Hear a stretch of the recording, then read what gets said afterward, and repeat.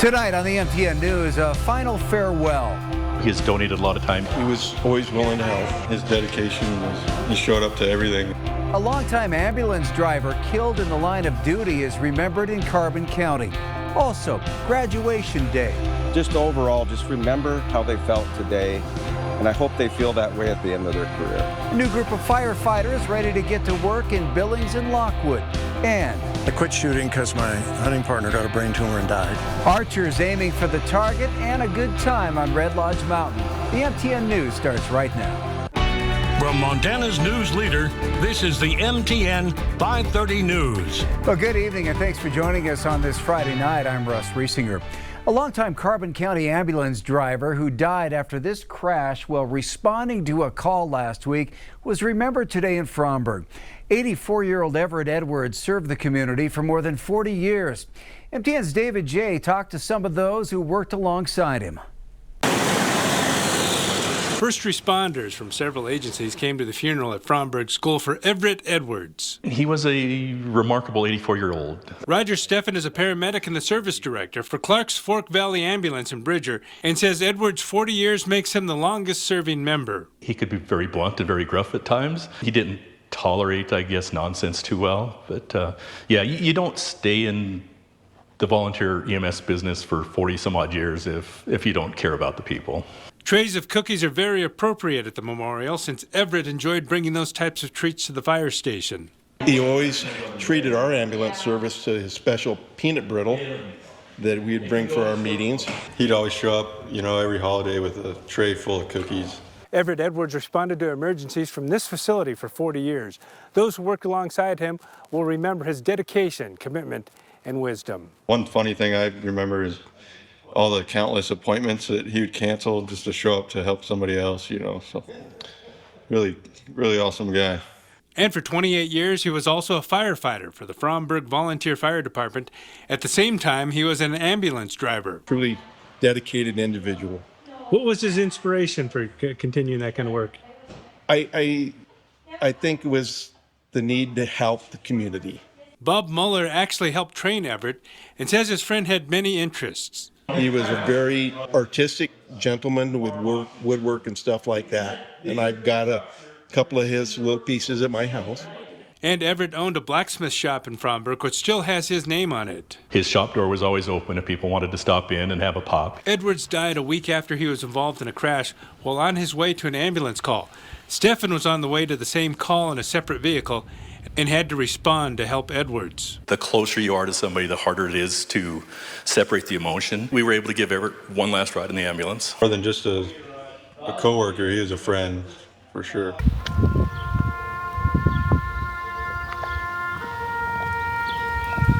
A celebration of life, this step is important. You need this to move on. In Carbon County, David J., MTN News.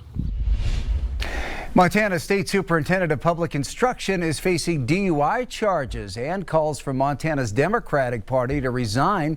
According to court documents, police pulled Susie Hedlund over for suspected speeding in Belgrade just before 1 a.m. last Sunday morning.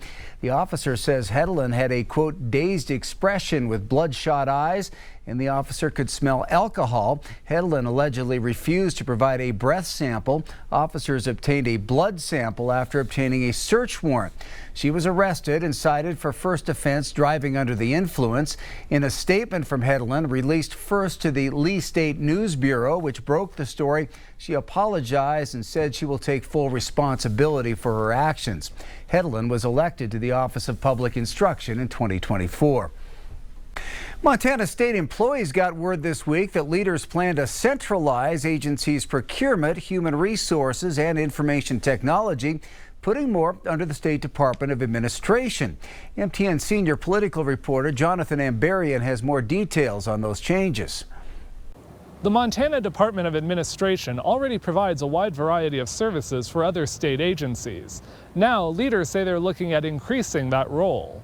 On Thursday, state employees received an email from Governor Greg Gianforte stating that his administration planned to unite procurement, HR, and IT for all agencies under the department, a move intended to streamline government. The email said, quote, "The decision to centralize these efforts will benefit each agency and taxpayers through increased cost efficiency, better resource utilization, and consistency in services. The goal is to standardize policies, procedures, and service across state government, while enhancing data integrity, reporting, and analytics. At the same time, we will reduce duplication and be better equipped to serve the people we represent." The Department of Administration currently has HR, IT, and procurement divisions, but some other agencies have their own staff for those services. On Friday, a spokesperson for the Department of Administration said they'll be working with agencies to determine where centralization will be beneficial. They said, quote, "While we are in the early days of implementing this plan, our goal is to collaborate closely with each agency to meet their unique needs and support their employees, without increasing or reducing our workforce." In the coming months, DOA plans to host meetings with agencies as we navigate this process and explore ways to provide support.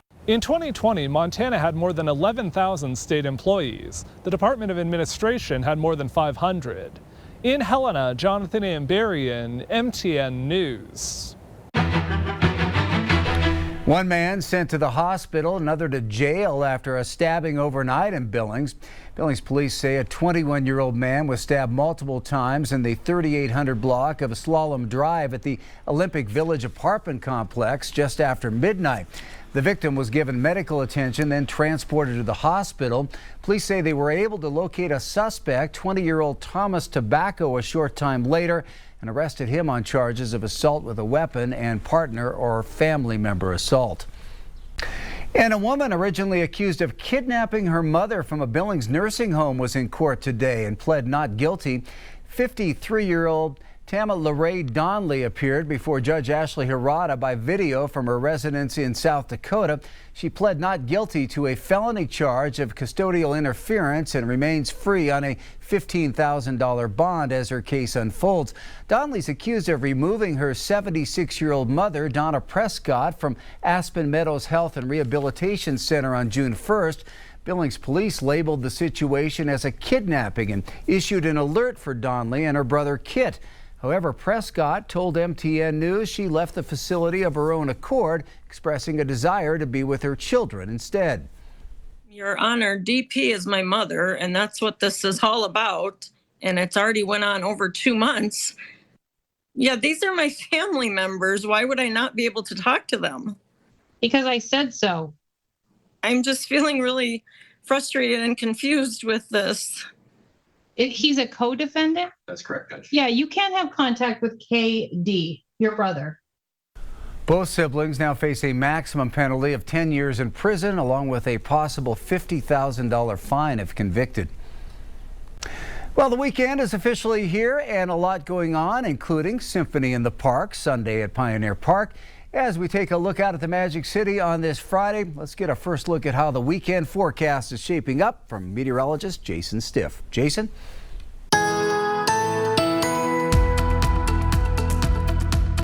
Yeah, weekend just about here. We hope that it's going to be a little bit quieter by Sunday for all the events going on outside, but right now still active, much like it was yesterday afternoon, yesterday evening. Some light rain showers between Columbus and Laurel. Had some strong wind gusts earlier, about an hour and a half ago around Livingston, up to 54 miles an hour because of the thunderstorms moving through the area. Speaking of which, we have another one just to the southwest of Roundup, another one just west of town moving quickly to the east. Won't cause much problem, but there'll be some gusty wind and some locally heavy rain for a while. Much larger thunderstorm complex, though, leaving Petroleum County, moving to the western half of Garfield County. It's nowhere near Jordan just yet, but it is moving that way. I'll have your forecast coming up. Some new faces are joining the Billings and Lockwood fire departments. After 12 intense weeks in training, 11 recruits graduated today. Our Matt Carmack was at Station 1 for the special ceremony and talked to some of the new firefighters as well as Billings' new fire chief. Please join me in giving them a hand. 11 new, brave young men stepped into a new life chapter on Friday. To have that as a job is just such a blessing. I wouldn't trade it for the world. It's probably one of the highlights of my life. 11 new firefighters, 1 at the Lockwood Fire District and 10 here in Billings. It's a very special moment because I know how much work goes in behind everything that you've seen today, but more importantly, it's the beginning of a career for these guys. After 12 weeks of intense instruction, these new recruits have finished their training academy and will officially begin their new careers on Monday. You know that feeling when you get the phone call, we make that phone call and offer that job.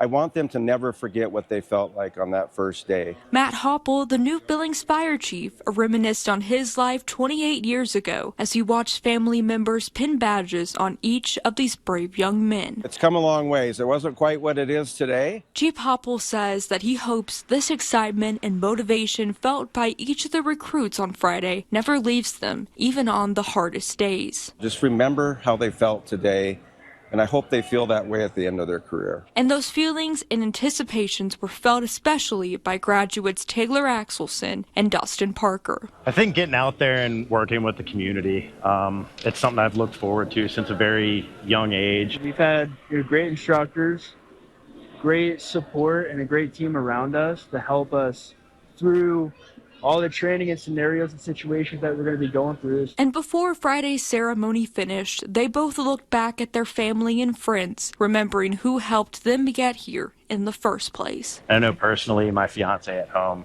has been a great support system on those long days. When I come home just really tired, she's really stepped in, helped out a lot, kind of carried a lot of the weight at home, so I could try to perform a little bit better here. The guys that are on the department, they're really great about being encouraging and helpful and resourceful and really trying to help you achieve such a dream. A dream finally accomplished, but this is just the beginning. You're in a position to make a positive impact in people's lives, and there's nothing better than that. In Billings, Matt Carmack, MTN News.